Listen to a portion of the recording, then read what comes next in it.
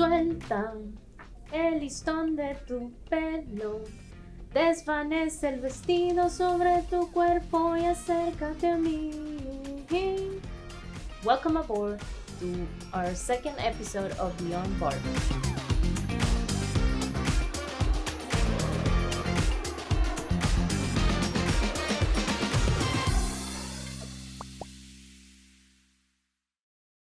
I am Liseth Wug from Guatemala, and I am very happy to be here. And you Hi, I am Hasan Bukhari, and I'm from Pakistan. I am a freshman majoring in computer science, and I have a bio minor. I'm Jenish. I'm from Nepal. I'm majoring in applied economics, and I'm a sophomore. I'm Ipin, I'm Nigerian, I'm a sophomore, and I'm majoring in polymer science and engineering.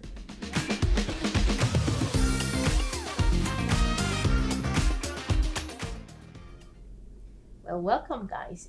As we know, music and dance is something very important in the world. That's why I'm here today, because music and dance serve as a way to transmit our culture, the way we see things, the way we perceive the world. As a language instructor, I've seen how you can get through people's hearts through music and through dance. I would like to start by asking, what are the roles of music in your country? So I'll start. Music, although somewhat quite sometimes repressed, but it really is the backbone of our culture, honestly, because in Pakistan, which is divided, people like to call it like a bouquet of flowers, because it has so many different cultures. But music, in unison, really serves as a form of resistance and freedom to really, speak a language that just everyone really understands and just gets. What about you? It's very interesting. Back home music, it has a pretty big significance in our in the country. When we celebrate some festivities, if there's a wedding, of course, there's gonna be music, there's gonna be dance, and yeah, it's embedded in the culture. It's one of the major ways that we share like our culture along with food, I guess. So yeah, it's quite important. Yeah, music in Nigeria is a really big thing. Like, as you know, Nigeria is diverse. Like, there's over 200 million people, 150 different languages. But I feel like there's some songs when you play, like, everybody knows it. Like, everybody comes together to dance. Like, music has been one thing that's held a lot of us together. And if you trace it back, there's been like different forms. But right now, presently, there's just one thing that holds most of us together. And a lot of people just say Afro beats. That's nice. As for me, I will say that people tend to see us as Latin people, and like we have flavor, we have this. But I come from a land where we have indigenous roots, and specifically in Guatemala, we have Mayan roots. So the main thing for us is pretty much the music. It's through marimba, which is a very nice instrument, and like as you said, we have festivals. We have Semana Santa. We have La Navidad, and then we have the Independence Day. In the Independence Day, we have a lot of dancing things, and those things take place in the national parks where you can see the marimbas, and they play the marimbas live. And for me, it's like such a big thing. So yeah, Absolutely. I think everyone has a different perspective, but music represents not just the people, but as you say, a way of resistance, Absolutely. a way to enjoy, and a way to tell the world that we are, at the end of the day, one united community that can be united by those two little and simple things, but that can change the world. Um, Guatemala has diverse genres of music, and as I was telling you, we have marimba, we have things that are like listened by the new generation.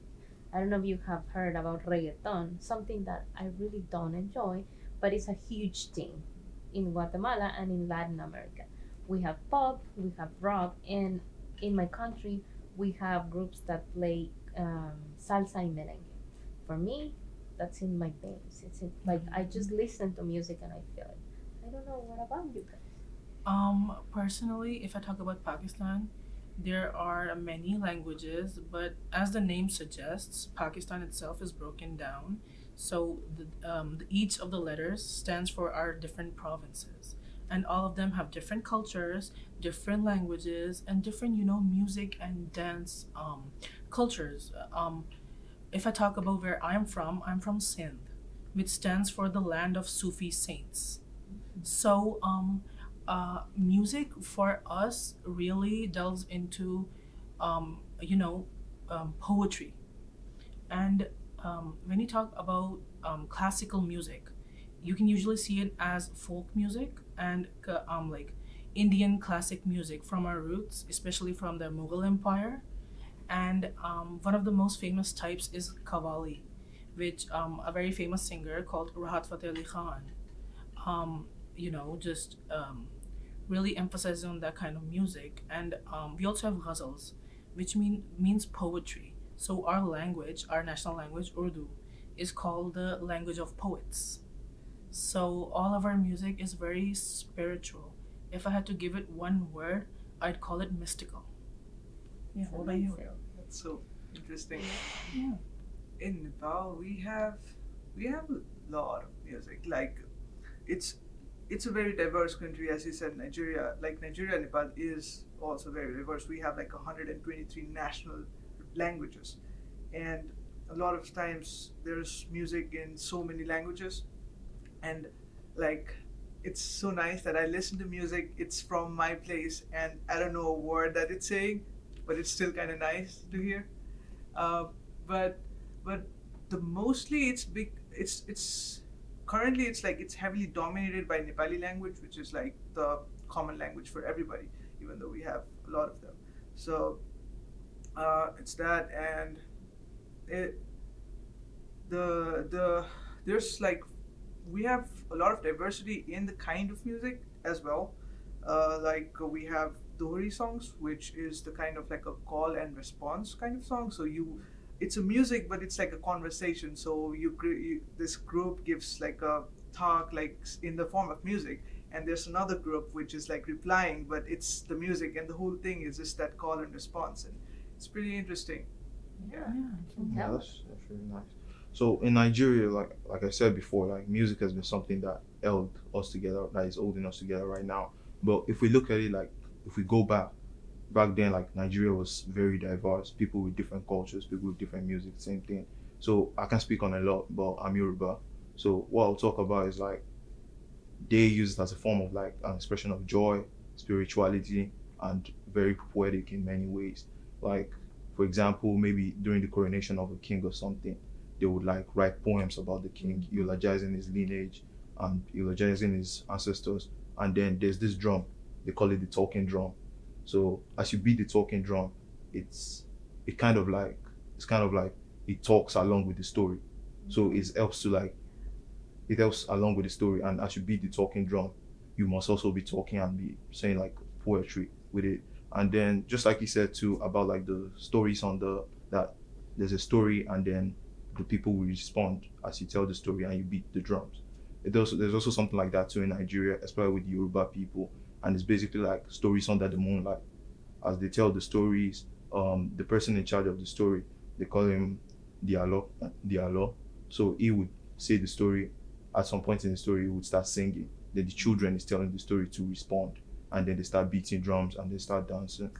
Yeah, but right now, I would say music in Nigeria right now is mostly a unified thing because a lot of people speak Pidgin, and then most of the music in Nigeria is a combination of English, Pidgin, some native languages. So right now I feel like Nigeria is more united with music. Yeah, and what you're saying is very interesting because whenever you meet somebody from Nigeria, you think they have a special language, and then Yeah. you realize that your native and your main language is also English. Yes. And then you're like, what? And then you start thinking how, as you said, how, no, you said it, how mystical those things are. And like how you can transcend into your generation. Because I will say, I'm not your age, but this generation is losing a lot of this. Like, to be honest, I've seen a lot of the new people in our countries starting to kind of reject the traditional music, reject the traditional dances, and I think to have that within you, it makes you who you are. Beyond, like, I am from Nepal, I am from Pakistan, I'm from Nigeria, I'm from Guatemala. It is who you are as a person. No matter where you go, you can share, and I think that is what makes the world what it is. I would like to share with you that in Guatemala, because as you said, those are things that people do not know in the world, because those are specific things and you can experience them just if you are in the country. But if you can bring a little piece from your country to the world, that will change everything. In my country, we have something that is called chirimia. That is kind of a flute. And then chirimia and tun, which is like a wooden like drum. And the funny thing, I remember that in because in Latin America we tend to be Catholic because of the whole thing that happened. That I won't talk about that because that's another story. But in every religious thing, let's say, I remember there was this old guy. I guess he was 108 years old, and he was playing both instruments. And as you said, he was like doing dun, dun, dun, and you knew he was there. Yeah. And he was like showing the children what our culture is about, because that's why I find this very amazing, because it's a mixture of the conquer thing that we live and the Mayan thing that we have. So it was like, if somebody from those days could see this, they would go crazy for sure. But it's what we are. We are a mixture of what we became through music and through dancing things. What about your dancing experiences or dancing traditions? Do you have a special one? Absolutely. So there's this special form of dance called Kathak in our place. So you'll see men in these big elaborate dresses with swords and guns, which display a fight, and they do it very intensely, and it recalls to the time of the British colonialization of the subcontinent itself, and it's just basically rooted in how war really shaped what the culture is now and what resistance along with music and dance means. Oh, so I would like to recall like this particular event. We had these flute classes back we were in school, so you could choose either like martial arts or flute, and I initially chose flute, and I remember bringing that flute back home. And so because it is considered so taboo back at home, so my grandparents were like, so you're gonna start singing flute now. And I remember recalling just the fact that how not just our generation but our previous generations, even though impacted by music and dance, kind of seem to repress it.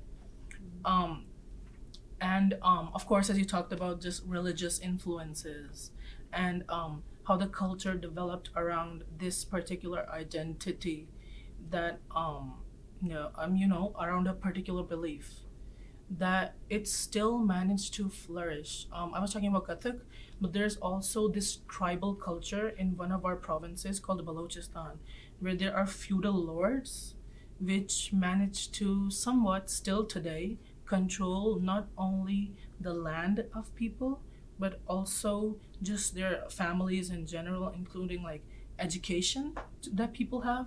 And they have learned to not only embrace it in the form of dance. When you look at the way that their bodies move, it's sort of an interpretive dance that represents their resistance and this pent-up frustration that the dance can really hold. Yeah. I think your dance history is very dense and interesting like at the learning same about time. Yeah, it is. And one of the dances that was quite, I thought it was so unique to us and so cool, was like this called lake dance, and it's like it was happening in the streets. It's a very ancient culture. It's like a demon that dances to protect us. And the thing is, so it's dancing in the streets, and we're all making a circle there, and it sometimes chases people, and it's like running on the streets, a big demon, and it was so fun as a kid. It was just one of the coolest things. You know, that's so interesting because in my Yeah. country, in my city especially, we have something similar to that. And see, I think this is the beauty of dancing and music. We have that thing, and it happens like at the end of the year. Like it starts, I guess, the last Sunday of November. No, when November starts. So people will gather together every, let's say, I don't remember if it's Monday or Wednesday, or let's say 3 days. So they'll have the same thing, a huge mask of a red mask of a demon, and then they will like call the person with the mask somehow, and then that person will like go and run after them, and like whenever it gets to the December the 7th, the tradition is that you have to burn the demon, and whenever you're burning that, you put all the things that like make you suffer, and then you dance around it, and the as a spiritual way to like let things that hurt you. Yeah, and that's and see, we are very far away, but like it's very Yeah. similar. Yeah, it's really, really interesting because if you look at contemporary dance in Nigeria, it's basically like old dances evolved into what it is. Like you have shaku, you have skelewu, all that. Everybody in Nigeria these days knows it because like of media, you see it everywhere. But if we trace it back and we look at like traditional dances, festival dances, it's basically almost the same thing as with what you guys have said. Because like there will be this men, they would wear like long clothes, long cover their bodies, everything. You won't see their faces. Sometimes they would put straws in the clothes, everything. So we call these things masquerades. They're basically masquerades. So what we call it in Yoruba, we call them egungun. So once they come, they would dance. Like during the festivals, they would dance, basically imitating or worshiping a god. And then what they would do is that they would carry canes. And then once you're around them, they will chase you and beat you. Yeah. And they will keep Same dancing, and then thing. they'll just keep chasing you around the street. So once you see them, especially during those festival time, you know you're supposed to start running. So it was really interesting, and most of these dances basically to eulogize a god, tell stories, just basically to showcase the culture. And And see, we're Yeah. very far away from Yeah. each other, but we share things That's the beauty because of music and Yeah. dance. Yeah. In my city, we have El Baile de la Conquista, which is like the Spanish conquest thing. And it's like they again use masks and they represent the Spanish when they were like conquering our land and Mayans. But it's kind of, as you said, they are using a lot of things, and it's kind of shocking sometimes because like usually we have two guys and they are kind of fighting against each other, and you see that they have like the blades and everything, Yeah. and it sounds and Yeah, and the whole purpose of it is to make that noise Yeah. to attract people, right? to show Yeah. the reality of what was happening.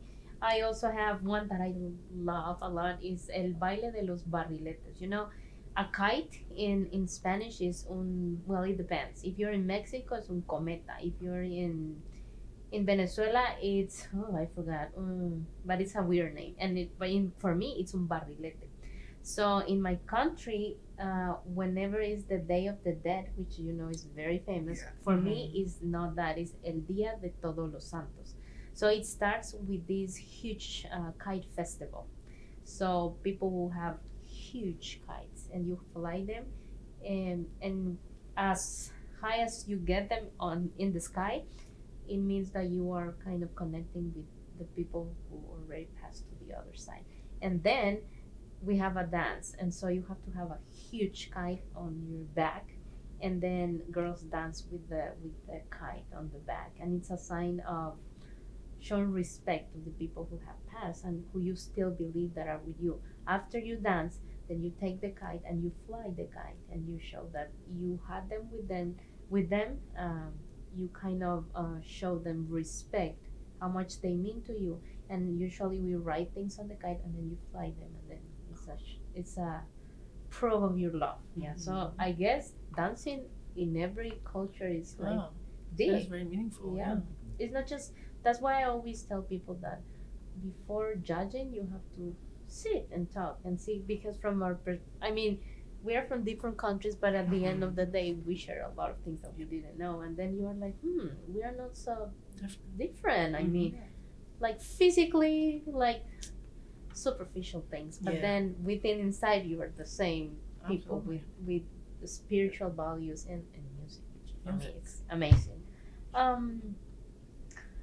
You think that you have been influenced by the music and dance of your culture or not? Absolutely. I have had the opportunity of touring the whole entirety of my country, from the bottom to the top, and I can say not only have I found it so diverse, but incredibly moving. So I was talking about some Sufi saints, and again with those gowns and those like circular, like cylindrical caps. So they are very religious and spiritual people, and they're called the wandering or the whirling dervishes. And these are religious and spiritual men who don't have an abode. They just wander the planet, and to connect to God, they will literally whirl around in their dress to connect the earth with God, and just with the emotion to disappear and just to believe in God. And I have had the opportunity to visit the city. They have a city called the City of Saints and Multan, and I can say that that city itself is a song in itself, and that really influenced me and made me learn more about their culture and what spirituality in this age of technology really means, to not only connect with yourself but your beliefs. Yeah. What a great way to describe the city. Thank you. A song itself. That's why we're poets. Yeah. It's nice. Yeah, I do believe the music has a big influence in our like culture as well, and especially like to me too. Like I'm listening to a music and like I'm in a different world. Like I'm in like I'm listening to a music and I'm in like a movie or something. It's like walking. Yeah, and I don't know what to say about the whole country itself, but to me it feels like good. Like I'm just like I can escape the present, escape my deadlines, and just be somewhere else. That's like really something. So for me and some parts in Nigeria, like music has influenced us a lot, and I feel like every Nigerian, if you ask them, like the way they talk, the way they speak, sentences they make, even pidgin, a lot of pidgin from music. People also say it in real life, like there's this phrase anytime you're exclamated or something, it was even from a music video, and people say it. And if we even look at like other genres of music in Nigeria, like Fuji too has helped people, like it helps people, it just makes you let yourself go. Like once you listen to it, you just feel emancipated, you feel different. It's like you're taking something, you feel really good. And then Afrobeat, Nigeria, like the music in Nigeria has really influenced me, and I feel like a lot of other people in Nigeria. How powerful is that to be emancipated? Yeah, it feels really good. I've seen Nigerian dances, and I am very fascinated by them. Like for real, like it's. Yeah, once you listen to the music, you just feel free. You just feel good. It's like, as for me, I can say that I can call myself a culture. I always tell my students I'm a culture teacher. I'm a dance teacher. Whenever I'm teaching, I'm in front of them. I have a song, and then the song finishes, and I'm like, "Si no vas tú en serio," even if I don't know how to sing, which is one of my biggest things in life, because even though I love music a lot, that's the only thing that I never did. But I am a big music supporter. Like for me, I've been dancing since I am maybe 3 years old or so, because I've been dancing the Mayan traditional things, and then because I am from Guatemala, so we have Mayan dances, but we also have that, and they like the majority of people do not dance like me, but I am so in love with that I can go, and then you ask me, can you dance cumbia, bachata? So I will go from one thing to the other, and then if you take me to Nigeria, I will dance with you. If you take me to Pakistan, if you like, for me, it's like a way to An amalgamation of cultures. yeah, if you of will. everything.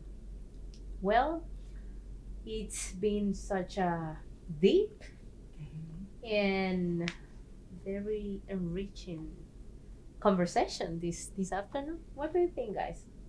Yeah, absolutely. Getting to explore all of your culture, especially Nepal, Nigeria, and Guatemala. It's been really eye-opening to see that even though we're so far apart, it's just music and dance can unite just every nation, every type of person that there is on the planet. Yeah, that thing that like you have like the version of Lucky Dance stuff, that demon running is just something that I could Stunning. not imagine, right? Yeah, that It's you so will good. never have thought about Yeah, before being here, right? yeah, Yeah, same thing for me, because like I can actually understand maybe in South America, because like slaves were moved, but I wasn't expecting it from Asia at all. Like the thing with the masquerade chasing you. Yeah, it's Yeah. shocking, but at the same time, so It's beautiful. amazing yeah. and Because beautiful. it's very local to us. Like it's even inside Nepal, it's like for a particular like group of culture. So it's like I just could not imagine it's like everywhere else. Yeah. Yeah, it's amazing. So, Nepal, Pakistan, Nigeria, Guatemala, everywhere you are in the world, music and dance matters. And as you just saw, it matters a lot. You can connect your soul, your heart, and your whole life to somebody who maybe you think you don't have anything in common, but at the end of the day, well, you do. I just met somebody from Nepal, somebody from Pakistan, somebody from Nigeria, and I am from Latin America. We are like, we didn't even know each other before this day, but now we share more things that we know we did. So thank you for joining us. This was our second episode. I am Liseth Wug from the land of the eternal spring. We really enjoyed this episode. We hope you enjoyed it too, and we hope to see you in the next one. Thank you for watching. See you next time. Bye.